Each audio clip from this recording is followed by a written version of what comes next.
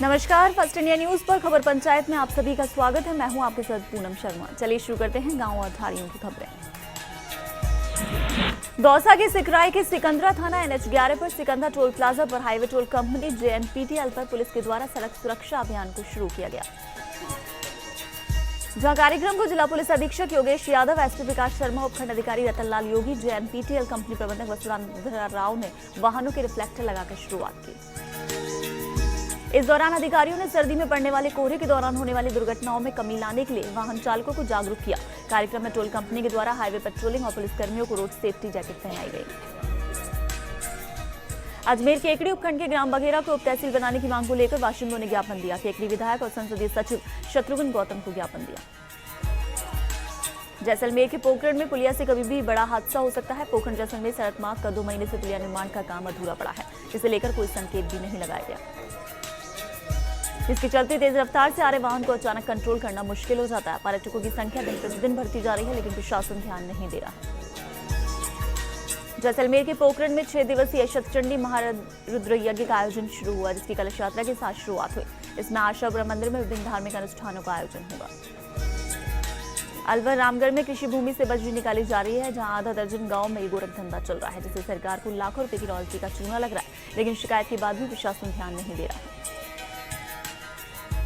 अलवर की रामगढ़ में बड़ौदामेव थाना के सामने ठेले व सब्जी वालों ने अतिक्रमण कर रखा है। अतिक्रमण से रोड पर जाम लगा रहता है और इस जाम से लोग परेशान हो रहे हैं, लेकिन शिकायत के बाद भी पुलिस प्रशासन ध्यान नहीं दे रहा है। झुंझुनू के उदयपुर वाटी में पॉलिथीन की थैलियों का कचरा सिरदर्द बनता जा रहा है, जिससे कचरे साथ मिलकर नालियों में अवरोध बनते जा रहे हैं। तो वहीं बेजुबान पशु शिकार हो रहे हैं, लेकिन प्रशासन ध्यान नहीं दे रहा है। राजसमंद के नाथद्वारा में आराध्य प्रभु श्रीनाथ जी की नगरी में सर्दी की छुट्टियां शुरू होने के साथ ही श्रद्धालुओं की रेलम पेल भरने लगी और नाथद्वारा के अधिकतर होटलें फुल चल रही हैं। जयपुर के दूदू उपखंड पर राजकीय महाविद्यालय खुलवाने की मांग को लेकर मौजमाबाद स्थित गणेश बगीचे में दूदू युवा शिष्टमंडल की बैठक आयोजित हुई। साथ ही कहा कि वर्तमान विधायक को 6 महीने का अल्टीमेटम दिया है, बाद में भी अगर कोई कार्रवाई नहीं हुई तो उग्र प्रदर्शन करेंगे। सीकर के पिपराली कस्बे के रघुनाथगढ़ चौकी प्रभारी को 5000 की रिश्वत लेते एसीबी ने गिरफ्तार किया, जहां रिश्वत राशि दुर्घटना के मामले में एक जीप को छोड़ने की एवज में मांगी गई थी।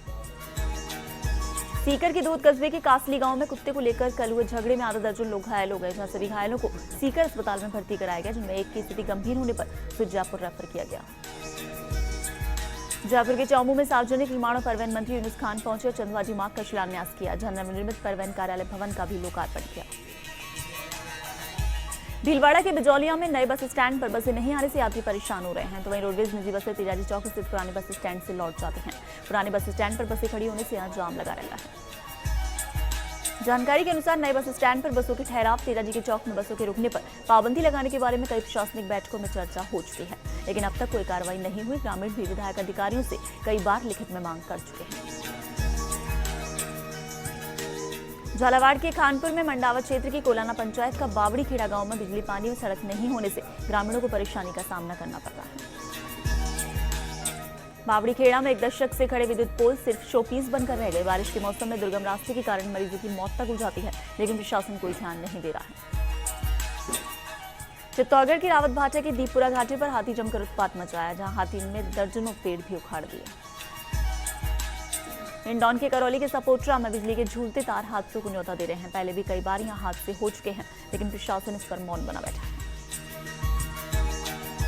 चूरू के रतनगढ़ में अज्ञात बाइक की टक्कर से एक व्यक्ति घायल हो गया, जिसने जयपुर में इलाज के दौरान देर रात दम तोड़ दिया और अज्ञात बाइक सवार का अभी तक सुराग नहीं लग पाया। अब पुलिस आरोपियों की तलाश में जुटी है।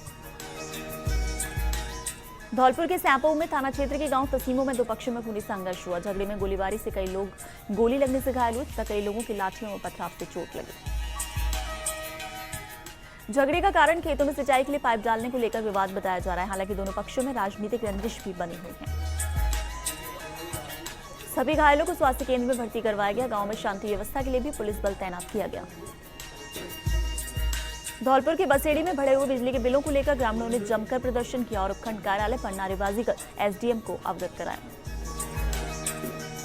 अलवर के रामगढ़ की केमिकल फैक्ट्रियां दूषित गैस छोड़ रही हैं, जिसके कारण आसपास के गांव के लोगों का जीना दूभर हो रहा है। साथ ही इस कारण 1 दर्जन से अधिक गांव के लोग अस्थमा और चर्म रोग के शिकार हो रहे हैं। अलवर के रामगढ़ के नरवाला के पहाड़ पर अवैध खनन हो रहा है। पहाड़ में ब्लास्टिंग से लोग परेशान हैं। तो वहीं दर्जनों ट्रैक्टर ट्रॉली इस काम में इस्तेमाल हो रहे हैं, लेकिन प्रशासन शिकायत के बाद भी मौन है। दौसा के महवा में श्री श्याम सखा सेवा समिति के तत्वाधान में अनाज मंडी परिसर में खाटू श्याम का जागरण आयोजित किया गया। जहां जागरण में खाटू श्याम जी की मनमोहक झांकी सजाई गई।